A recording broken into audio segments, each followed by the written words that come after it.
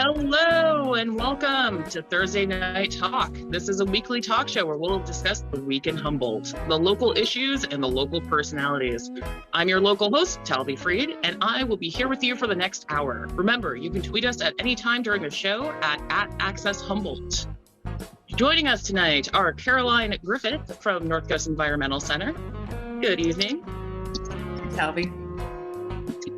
Lauren Schmitt, KMUD's news director. Hey, thanks for having me. And Cathy Miller from the SoHum Housing Opportunities. Which Cathy's on mute for the moment, but that's okay. She'll be joining us in a second. Hi there. Thank you for joining us tonight. If you personally would like to be included in tonight's discussion, write this number down because it's a doozy, as you'll need to not only the phone number to join our discussion, but also a meeting ID. If you're ready, phone number is 669-900-6833. Again, that's 669-900-6833. The meeting ID, 511-886-8501. Again, that's 511-886-8501. You'll need both those strings of numbers. I do ask that you wait till during the first break to call in, as well. You don't even know what today's topic is, which, speaking of today's topic, for those of you who haven't noticed, there seems to be some happenings around town. Lots of areas have been cleared away. Cleaning projects are occurring. And who does that affect? The people who happen to be camping out there, living out there, AKA the homeless in Humboldt.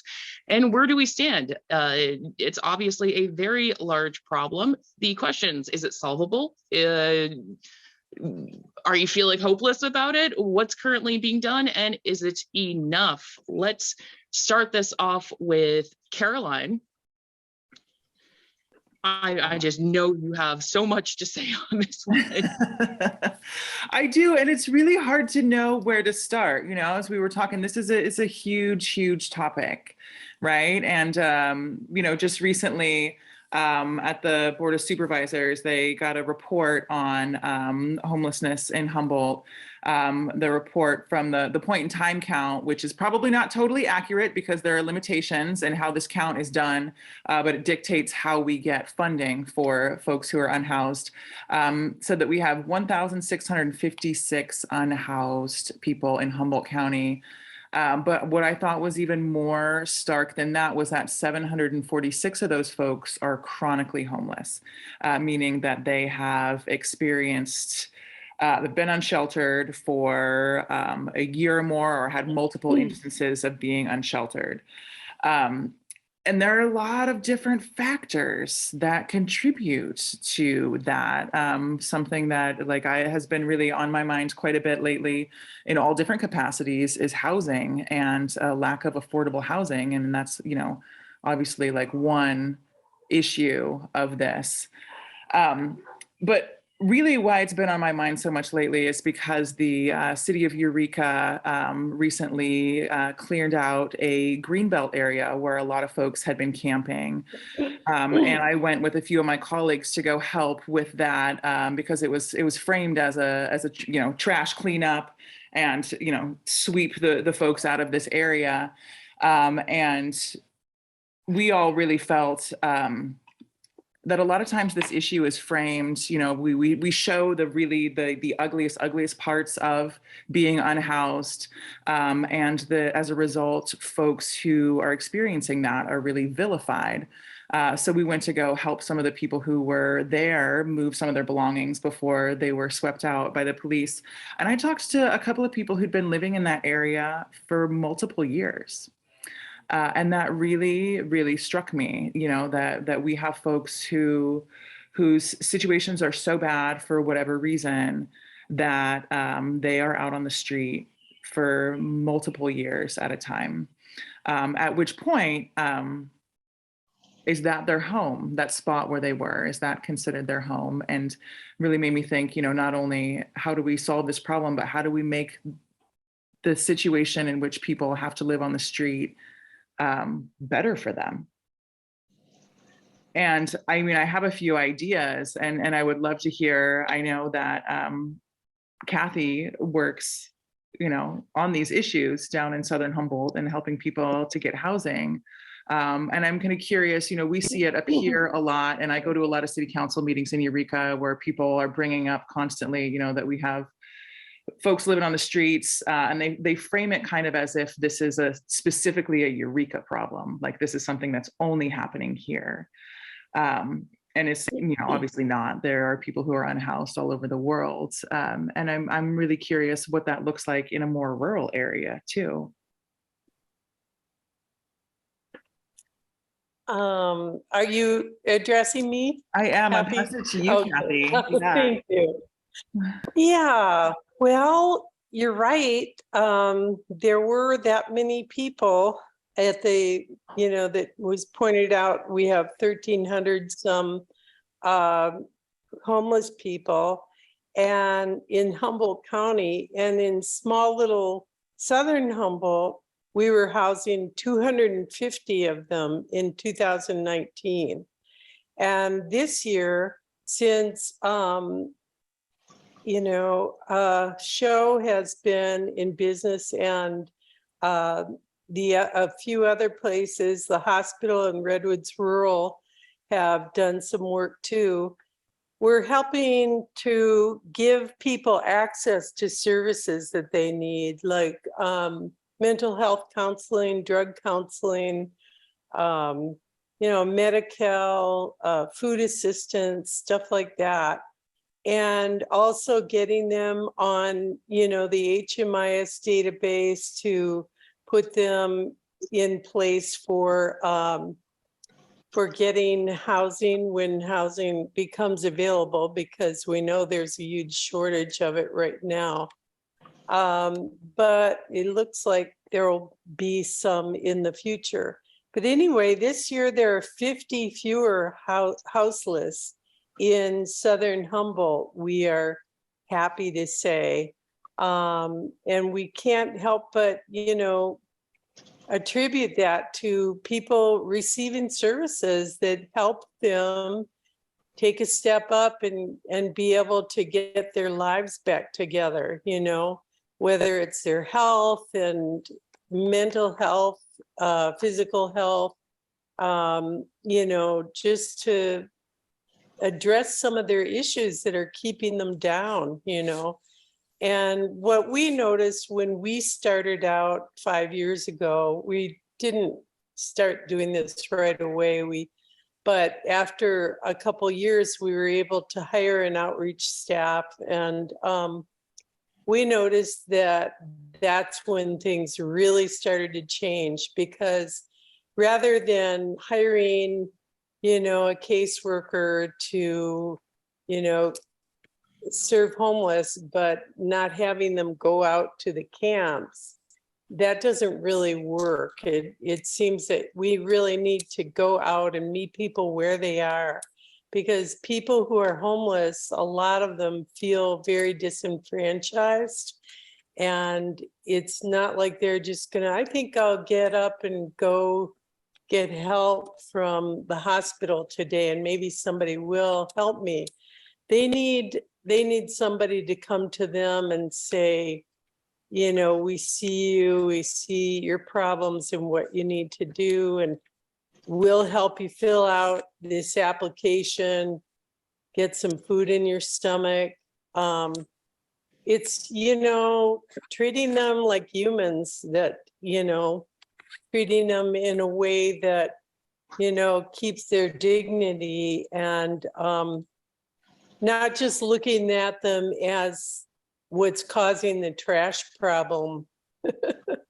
And that's unfortunately what people see, but when you really look at it, it's the other way around. It's, the homeless people homelessness, once that's addressed, there wouldn't be the biggest trash problem that there is right now. So, Lauren?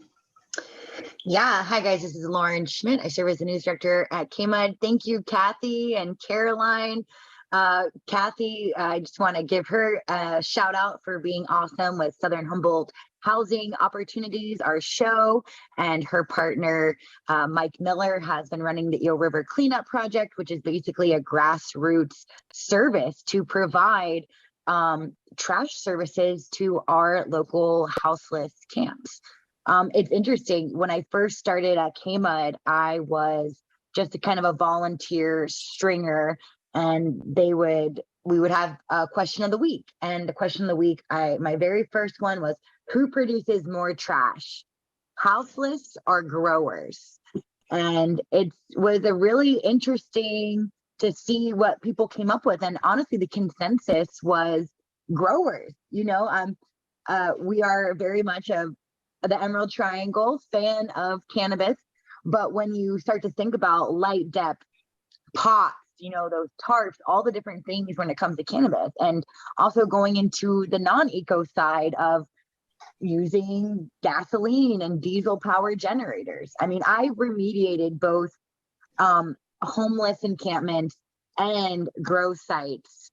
And I personally think some of the more disturbing sites I've seen have been on abandoned grow sites. So, that should be, up for discussion when folks are looking at, this is a last resort for many people where they live. And as Cathy pointed out, we featured her on our newscast the other night. Some houseless folks do not have enough resources to provide a meal for themselves, let alone a trash bag, right? Or a vehicle to bring that trash to, in a place where it belongs, right? And a lot of the work she and her husband have done have tried to help with that, and interviewing a lot of the local houseless folks don't want to be messy. They're not really choosing this lifestyle or choosing to create a mess, but there's just been a lack of options. And I think this conversation tonight will kind of get into that, and there's options available, but those options are very one size fits all when we have over 1,300 houseless residents and, over 200 in Southern Humboldt alone, that the options aren't going to fit for all, right? And many have dogs. So that already excludes so many people from receiving some of the shelter options. And I know Cathy has been working really hard to make safe camps. There is some stuff going on in Humboldt County on the county level to promote safe camps and stuff like that, but we'll double back to that. We definitely will double back to that. I wanted to go back to the vilification of houseless for a moment, because I watched the videos of there were videos, and they're out there. You can probably find them on YouTube and Lost Coast Outpost and all the typical places to find them, of county police or sheriffs being interviewed, Kim Burgell being interviewed, some of the people being removed being interviewed. And one side says, we live here, this is our home, we've been here for years. And the other side says, we've tried everything, we have brought services to you, you have refused them for years. This has been a hot spot. This particular greenbelt removal was allegedly a hot spot of crime, stolen goods being found there constantly and consistently, drugs being dealt out of there as a allegedly stopping point or mediary for drug deals. And I'm not sure if it included children, but I feel like personally, if there are children involved, there needs to be more energy put into that, which I know Betty Chin is working on that specifically, as well as those who are actively attempting to get out of that situation, which some people don't want to. I have friends who are considered houseless in Humboldt County, and they are happy being there. I also think of them as great, wonderful people who just prefer living in trees. They don't create problems beyond themselves unless somebody steps into their territory, and they do keep things clean, and they're very environmentally active. It doesn't sound like the Green Belt was like this, especially with the images of the trash pickup and everything, which that's a problem. Caroline. Yeah, well, I think that a couple of things. First, in regards to the trash, that's something that could be happening on a regular basis, to have trash pickups. And I'm really excited to actually connect with you, Cathy, because I have heard a lot about the Eel River Cleanup Project, and that's something that we are working to get going through the North Coast Environmental Center, and just realizing that it makes so much more sense to actually have trash pickup service rather than go out and pick up the trash after the fact. And that is one of those things. I mean, if those optics of all of that garbage really made that situation look so much worse, and it didn't have to be that way. Then, as Lauren was saying, most folks do not want to live in that situation, and they would have loved to have had that trash go away faster than it did. And it's from where my vantage point, what I saw was that the cleanup effort happened after it became really bad, versus if there were, as people were doing those services, there was also hey, we pick up your trash once a week. And that's one of the benefits of a safe camping or a safe parking situation, because there are trash facilities and there are bathroom facilities, because that is another thing that is completely lacking in a situation like that, which definitely leads to a public health and an environmental health issue. But those are two things that could be implemented that aren't that expensive. And it does take a matter, it is money to make that happen. But I believe that we can do it. And when you look at the amount of resources that went into that cleanup, you could have spread that out over, multiple months. And had more of an impact. It's an opportunity to build relationships too, and to help build that dignity. When it comes to the issues of crime, theft, drugs, those are all symptoms of poverty. And those are all results of, we have an extremely high rates of adverse childhood experiences here in Humboldt County. And I don't know that there is an easy solution to this, but one of the things is to make sure that we are taking care of children so that they don't grow up to end up in situations where they are, turning to petty crime and drugs because they don't know anything else. And I think that is one group that is, I've seen a lot of energy put into around Humboldt County is actually transition age youth. And we do need to have a lot more, but kids who are in the foster system, who have gone through very negative experiences, but then they age out of it and they don't have the same sort of family support and structures that many of us have that help us to, lift off into adulthood. And so to make sure that we are getting the support to those youth so that they don't head down that path, I think is really vital. And I think it's also important, I don't know if anybody has said this yet, but just that, this is such a complex problem that there is not a single solution to any of this, right? That this is all it's going to take a lot of different things, because everybody who is in this experience too is there for different reasons and is having a different experience, kind of like Lauren said. Cathy. Right. I think one thing that people forget is that when you're helping the homeless, you're not just helping the homeless, you're helping the whole community. You're helping everyone get, have a much nicer life here. We've noticed that in communities that have, low-income housing and have services for homeless, panhandling goes down, crime goes down in general. people, drug abuse, drug sales, mental health, all of that stuff is mitigated to some point. It's never going to be a perfect world where everybody is, getting along and doing wonderful things. But it's a way of addressing a really, really basic need. When people say things to me, like occasionally, like, why don't they get a job? We have to remind them that, people can't get a job who don't even have a shower to take a shower in the morning, or a phone to be contacted. They don't have, an address. It doesn't happen. You need a house. You need a shelter to keep you dry and warm and healthy, and then the other things follow, services. And so that was just an idea I had while you were talking.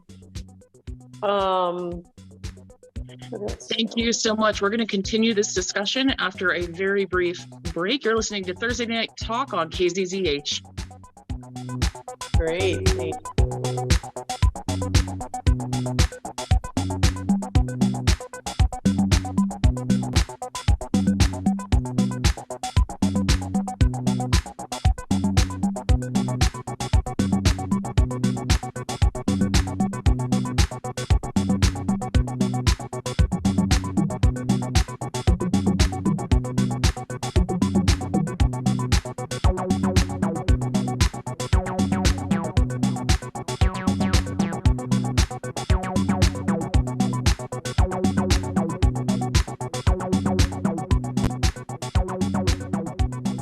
Welcome back to Thursday Night Talk. I'm your local host, Talvi Fried. You're listening to KZZH. We're here with Caroline Griffith, Lauren Schmitt, and Cathy Miller.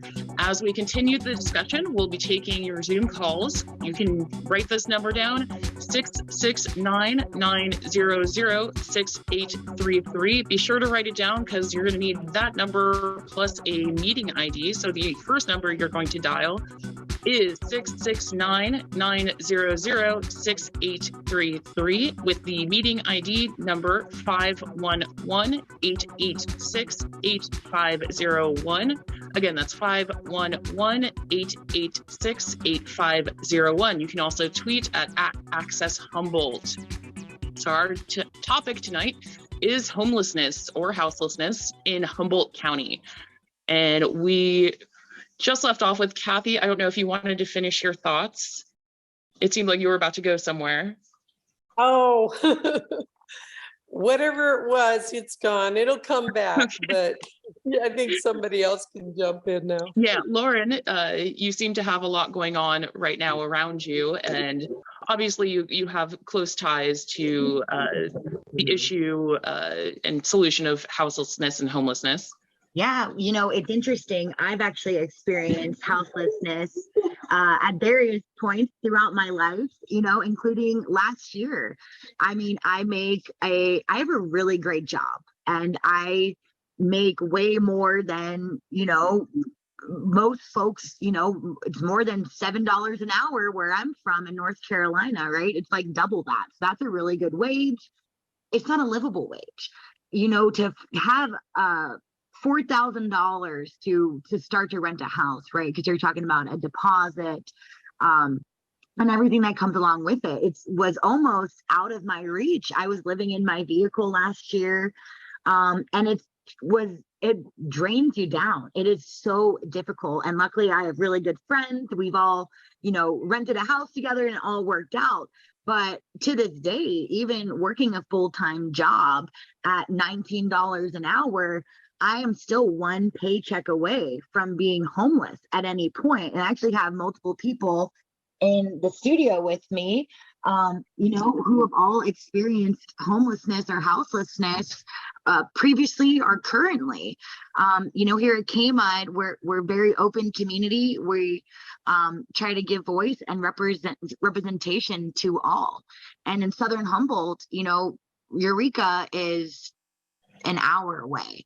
And when you have so many of the resources there, folks here really rely on each other to get our needs met. And, you know, homelessness is not a crime. Trying to sleep is not a crime. However, it gets criminalized, right? And I know some of my friends here in the studio with me can agree. And I, speaking with Sheriff Honsel in the past, and with state legislators, they're like, hey, if there's not a place, if we do not have services, right? When speaking of the safe parking, safe shelter pilot program, when those services aren't being offered to a community, then that means houseless folks have every right to take up space on public lands, right? Whether it's state park lands or here, what we're seeing in Southern Humboldt is people literally living in their vehicles on the side of the road. Like if you are to drive in between Redway and Garberville, you will see at least 5 different vehicles where that's a full-time residence for multiple people. You know, there's one gentleman in his RV, it says, please don't throw stuff.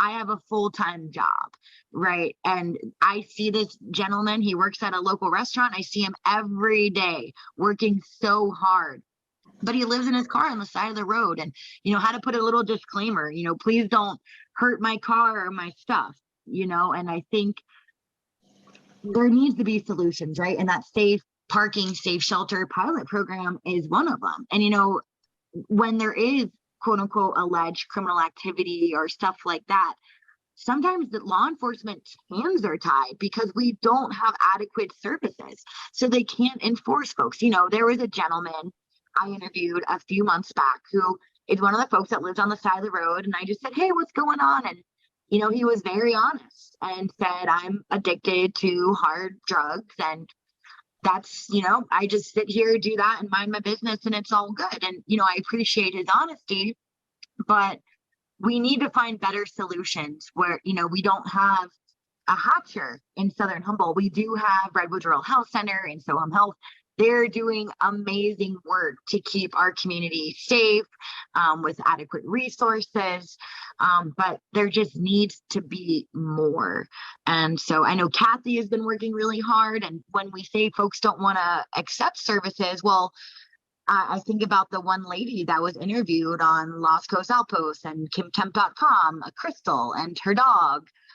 You know, most shelters don't allow dogs. So there goes the option for half of the houseless population, you know, and then it's complicated. I know Cathy, you stepped up during the pandemic and were able to secure grant funding to get folks housed in a hotel. But, you know, the rules can be strict, you know, confined to a space. And after a while, some folks preferred to rough it outdoors than accept services. I remember in my time when I was homeless, I had my dog, and you know, during a winter storm, when there'd be a shelter, they're like, oh, your dog can be in the kennel outside. And like, no, I'm rather rough it in my sleeping bag with my dog than leave him outside to fend on his own. Proof dog lovers really, really love their dogs. I would also not leave my dog behind. It's one of my favorite Twilight Zone episodes, but that is a digression. I do want to get back to the people not accepting services aspect. There are services. One of the reasons would be you have a dog, and that's as good of a reason as to me as any to not go into any place. If I can't bring my dog, I kind of don't like that. And I understand a lot of other people don't like that. Though there's other showers available where they bring the truck out. There's food stamp services to get signed up, which I know it becomes difficult because you have to have a actual post office. And then there's the factor of a lot of people don't trust the government. I forget what percentage of houseless are veterans, which is interesting that there's a correlation between being a veteran and not trusting the government.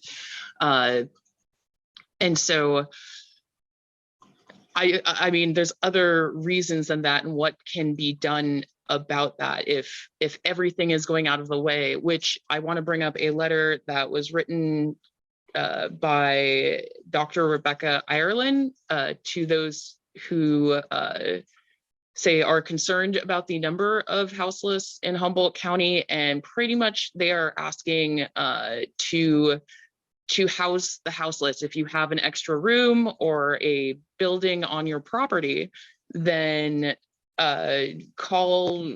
There's a it's like 707-442-3015. It's through the Eureka First United Methodist Church, but pretty much it's like a 100-day challenge, Humboldt@gmail.com. And it's, the number's 572-4669. And it's pretty much saying, if you don't like what you see, do something about it. And I kind of appreciate that. We do have a caller calling in, ending in 6843. Hello. Hello. Hi, Talvi. Hi, group.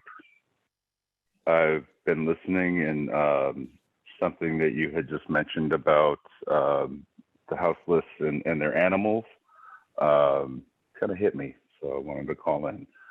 And wanted to let you know also, there's the North Coast Stand Down currently going on today through Saturday for veterans. I'm not exactly sure where it is. I know in the past they've hosted it at the fairgrounds down in Ferndale, but it helps the veterans and the families. According to their website, which is North Coast Stand Down, all one word, .org, maintain vital connections, provide overnight accommodations and veterinary care during the event. So for those veterans that are houseless that do have animals, there are veterinarians available, and food, lodging, and vital services. The other thing that I myself am recently about to leave the military, and have experienced seeing some of the houseless in the area. I'll put it, I'm with the Orange Helicopter Group. I won't say any more than that. But the shelter does, or the animal shelter, I will say, does take in a lot of animals, unfortunately. But with the stand down event, it does try to put a lot of the houseless veterans in connection with the VA services. I've been working personally as I've been transitioning out with DHHS and the two awesome ladies there. Not going to drop their names, but it's the VSO, Veteran Services Office. They're available all the time and can put people in, connection with VA services. And it's one of those that I'm taking full advantage of it. And like I heard somebody mention earlier, it's not necessarily something that everyone wants to take advantage of. And it's unfortunate, but the services are available.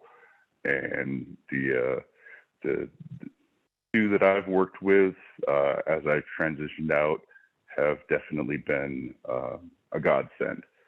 And so I just wanted to say that, and especially when it comes to, you were mentioning about not necessarily being able to have a companion with you, or your dog or your cat.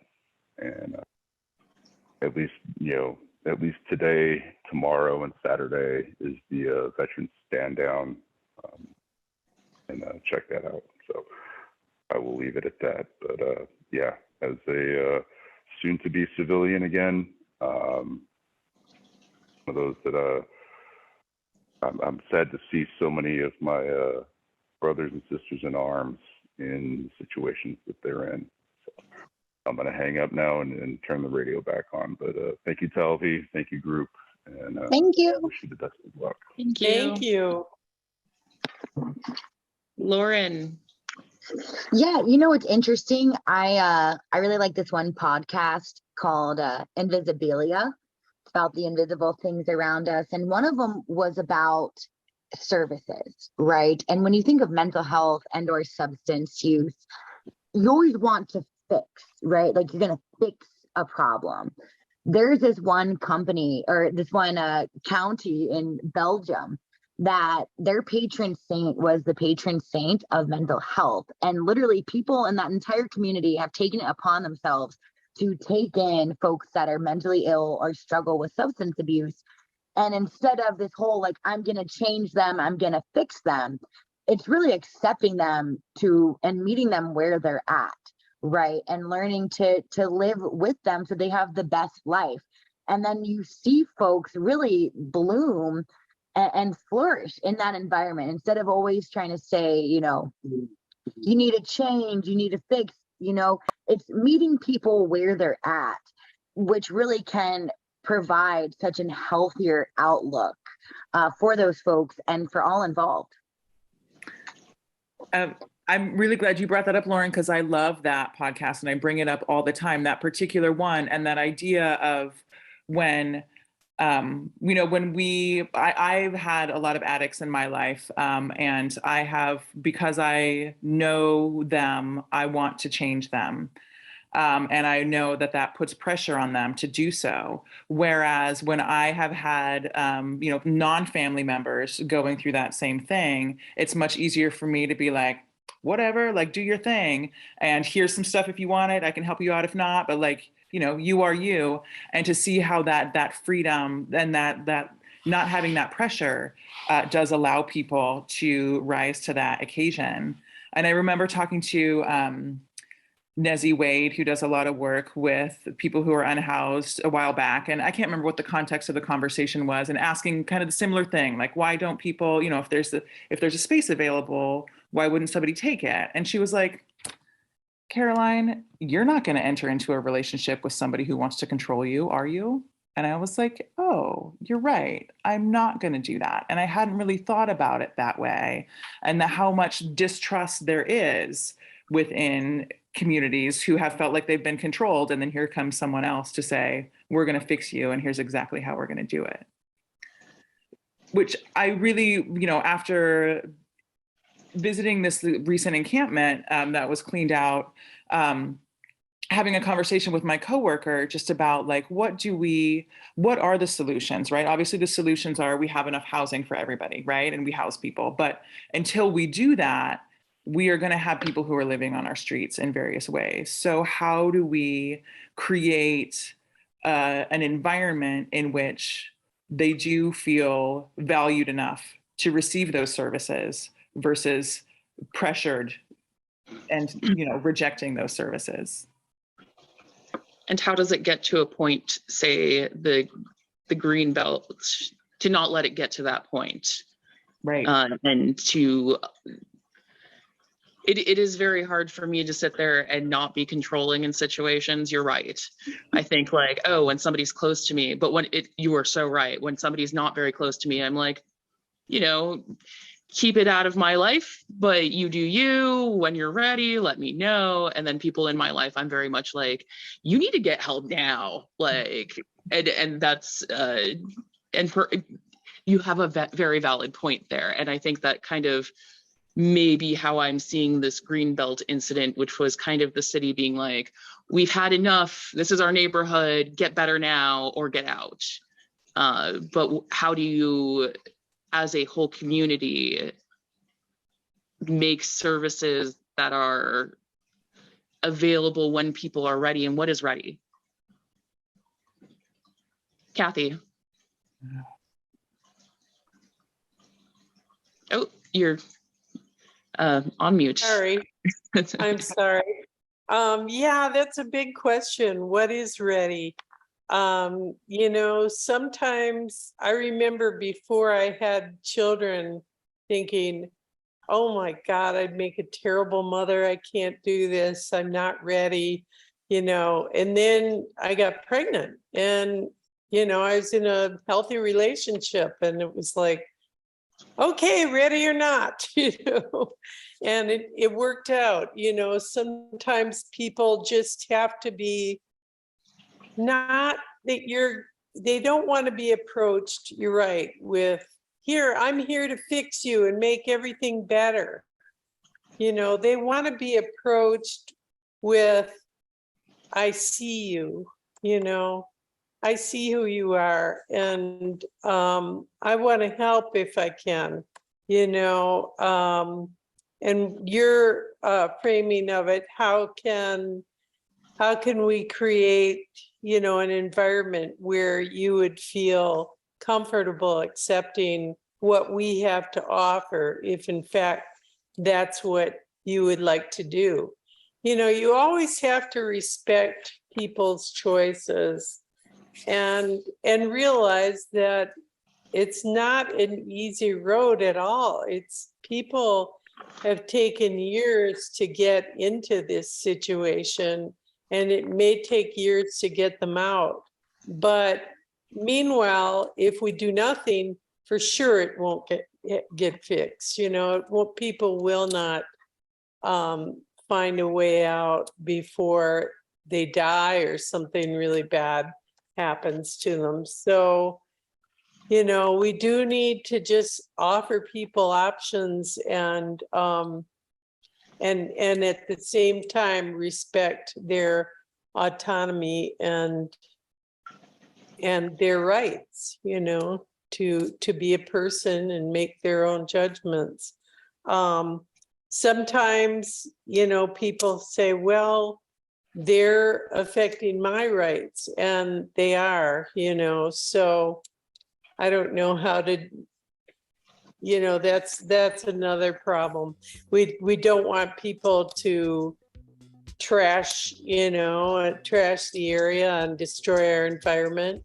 And well, just to give a plug to our ERCP way of doing things, my husband started doing this about 12 years ago just to help people and help the community. And he found that he just went to people and said, hey, if I give you these trash bags, do you think you could clean up and leave them at your trailhead next week? And I'll come and pick them up and bring them to the dump for you.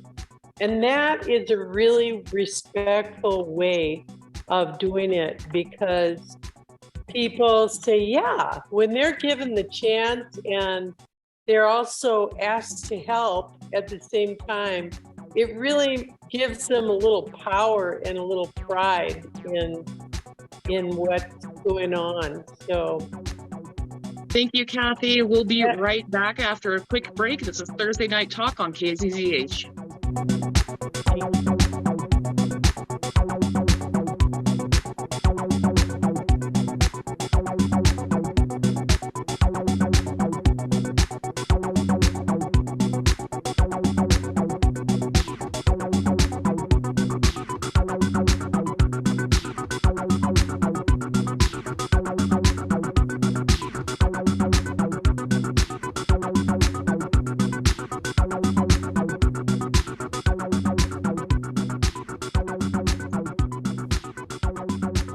Welcome back to Thursday Night Talk. I'm Talvi Fried, your local host. This is our local talk show, and you're hearing it on KZZH. I'm here with Caroline Griffith, Cathy Miller, as well as Lauren Schmitt, and we are discussing houselessness and homelessness and all the issues surrounding it in Humboldt County, not just Eureka, just that a huge occurrence happened in Eureka not very long ago involving a cleanup of the Greenbelt area. And Lauren, I'm going to switch over to you.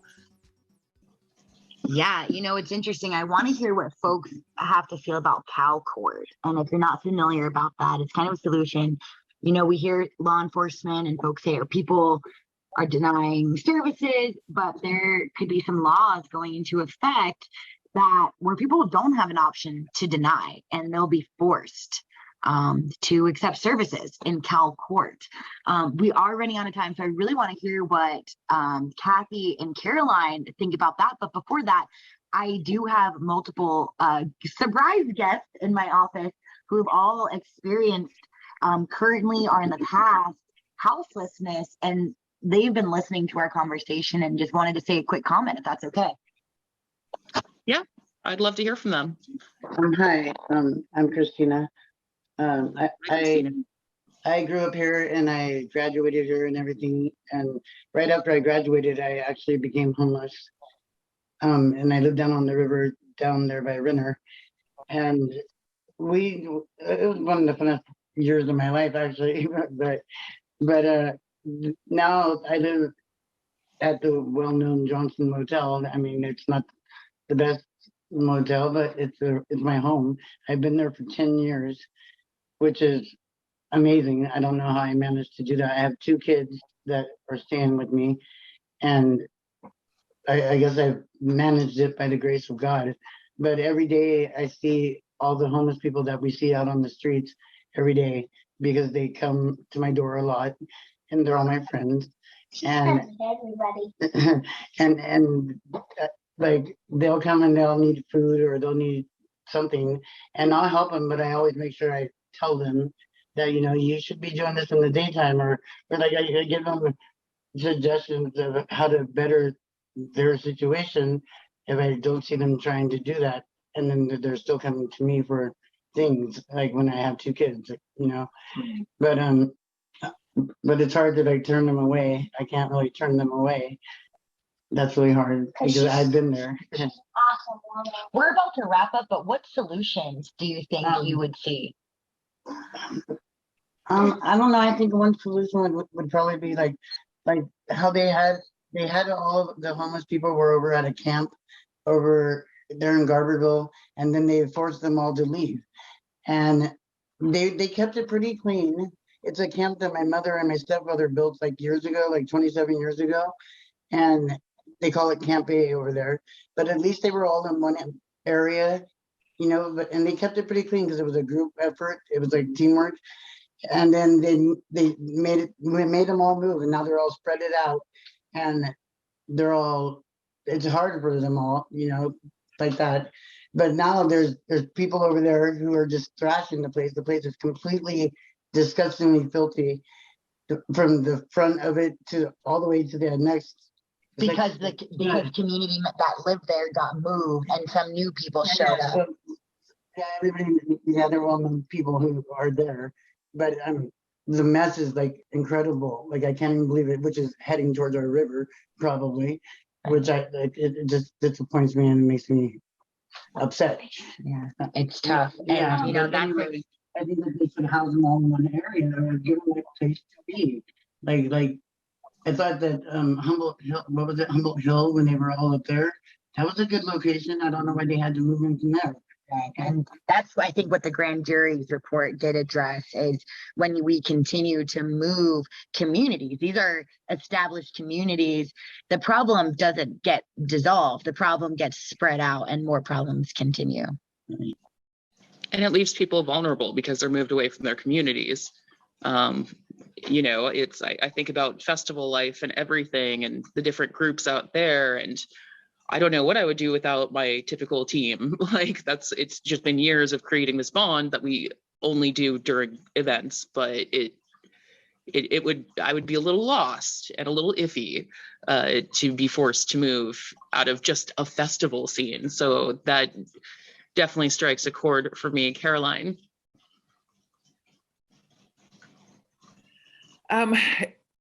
Yeah, as I, really thinking about this and what comes up for me often, I think is like a knee-jerk reaction, really, because when I most often hear about the issue of people being unhoused, I have to say it's in certain contexts where I'm hearing people really complain about those folks who are unhoused.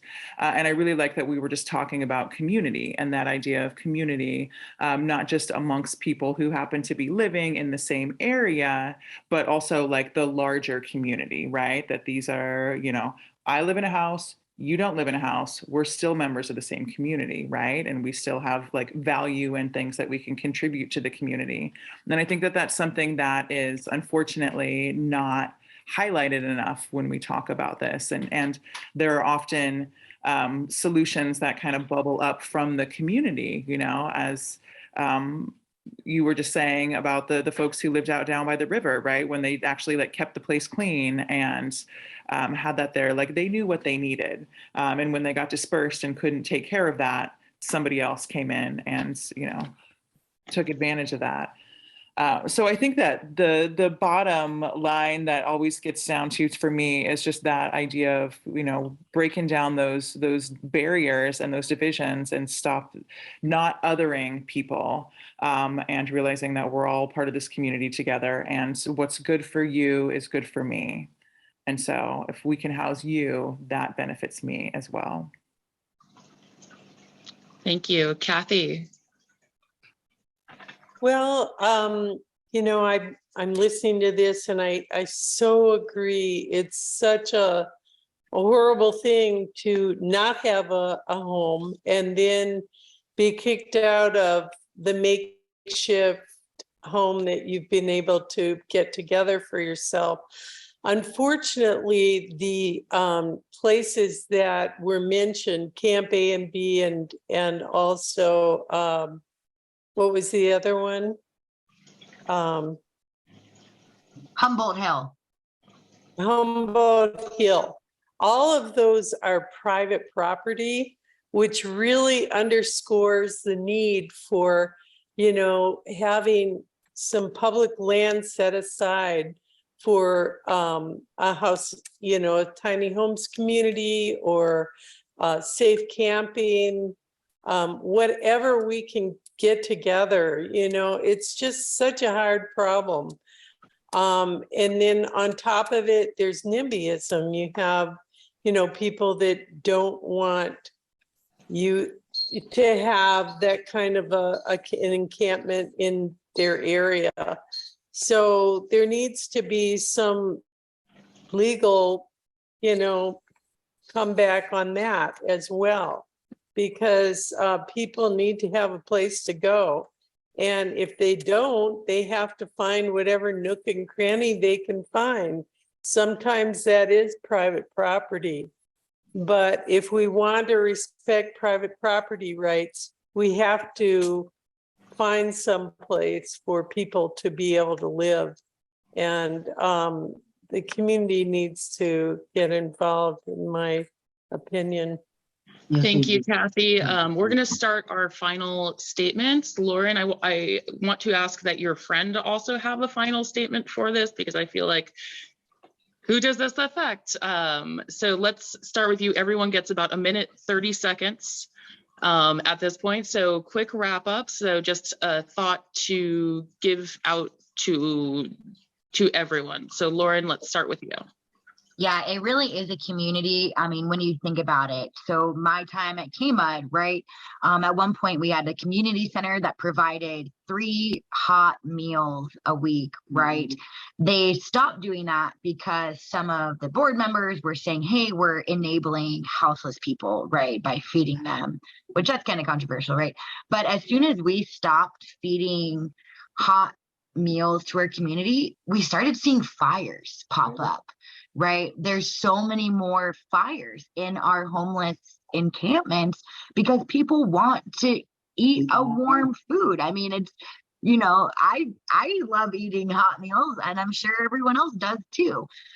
You know, so honestly, once we provide adequate services, we find a safe shelter location, it really keeps our community safer as a whole, because everyone's needs will be met. We'll see less fires. We'll see less panhandling. And yeah, I think it's going to take a community. And I will say this so many times when I've been to houselessness crisis town halls, there aren't homeless people there. And solutions also need to come from within. You know, we are all one community, but some of those solutions also need to come from the houseless community, and they need a voice, which is why I'm glad some friends stopped by KMUD, so I'll pass it to them. And thank you again, Access Humboldt, for having me. I don't know Final thoughts? Final thoughts?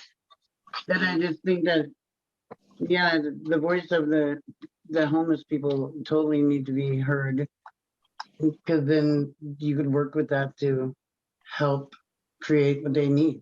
But there has to be a little bit of a, you know, somebody there who could help keep them, what's the word I'm looking for? Not so wild. Kind of like a camp supervisor. So up here among the community. Somebody who's like good with all the different groups of people. You know, like, oh hell yeah. You want to say something? Hey, all the homeless people.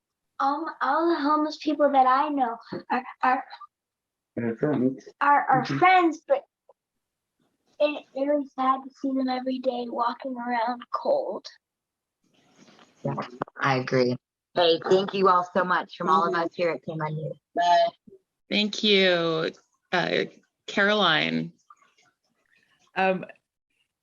Yeah, I think that, you know, this is such a huge problem, like as we talked about, multifaceted. There's not going to be any one solution, but one solution that I have seen lately that I think is really innovative. There's actually a couple of organizations up here, you know, as you mentioned earlier, Talvi, the group that's working to house 100 people in 100 days, and just asking people to open up their homes to them. There's also another organization that's working specifically with transition age youth and working to get them host homes. And just that idea of like rethinking how we house all of us, right? And how we like who gets to live in our house, how we open up space to each other. And it's very similar to what Lauren was talking about earlier with that community in Belgium, where they are just used to opening up their homes to people. And I really think that that could be pretty amazing and transformative for the community and just the way that we think about relation to each other and housing. Thank you, Caroline. Cathy, your final thoughts. Thanks, Caroline. Yeah, and I just want to say that, yeah, there's a lot of things we could do, but it starts, you know, from people in the community, you know, just realizing that everybody deserves a house or a shelter at least, to be able to get their lives together. So I hope that we've shed a little light on that today, and that people will understand that it's not just, you know, a simple solution as Carolyn and Lauren were just telling us. But, you know, with government grants and foundation grants and volunteerism and, you know, people donating to nonprofits that are trying to make the situation better, I think we can do it, but it's going to take a little bit of everything. So just, I'm glad that we're having shows like this, Talvi, because it really needs to be out there more, that, you know, bringing awareness to this issue so that people will get involved, because it's not going to go away unless we all do that. So thank you. Yes, thank you to all of my panelists today, Lauren from KMUD and guests, Cathy Miller, Caroline Griffith. I just want to bring up a point that Access Humboldt is available. It's the mission statement of Access Humboldt to give news freely and create a transparency so that anyone can have access to not just media creation and content, but to internal governments. We try to keep the TV stations free for the public, the radio stations free for the public, which I know there's a lot of issues with having a phone to even call in to a public meeting if they have or to transportation to get there. The Eel River cleanup is looking for more volunteers. I think everybody's looking for volunteers right now. Housing volunteers, get transportation for houseless to get around. So there is hope. I do believe that Humboldt County is trying, and don't forget to vote. Always vote, because that affects everything. I believe if you are houseless and listening to this, I think Betty Chin lets you use a specific address where you can receive mail and register to vote. So be sure to register to vote. Go vote on the first Tuesday, I think, or November 8th elections as well. Yeah. That's about all the time we have today. Thank you again to everyone who joined in, as well as our caller today. Appreciate that take. We'll be back next week with another Thursday Night Talk. If you have topics or suggestions for the show, please email us at kzzh@accesshumboldt.net. And just a reminder, this show does replay on Friday evening at 8 p.m. right here on KZZH 96.7. And you can watch this show on Access Humboldt's YouTube channel, so you can see all our shining, bright, joyful faces. Thank you so much for joining us today.